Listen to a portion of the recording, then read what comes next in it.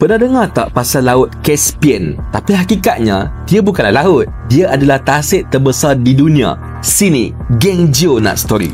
Laut Caspian ni ada beberapa fun facts yang mungkin ramai tak tahu. So, sini kita terangkan satu persatu. Pertama, tasik terbesar dunia.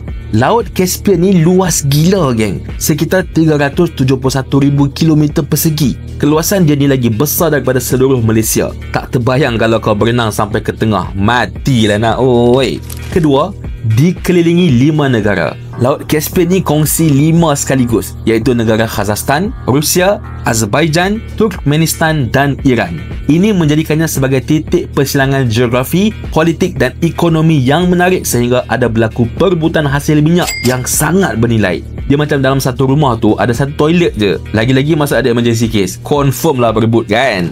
Dan yang ketiga, rumah kepada spesies unik. Dia juga menjadi habitat kepada spesies endemik, termasuk ikan strudron yang harga dia sangat bernilai dan mahal, dan juga termasuk ekosistem yang unik yang tak banyak ada kat tempat lain. Keempat, tasik masin. Biasanya masin ni laut je kan? Tapi Caspian ni masin juga walaupun dia tasik. Tahap masin Caspian ni cuma sepertiga masin dari air laut sebenar. Disebabkan dulu, tasik ni sebahagian daripada laut Parenthesis, iaitu laut purba yang terbentang dari Eropah Tengah sampai ke Asia Tengah kira-kira 5.5 juta tahun dulu.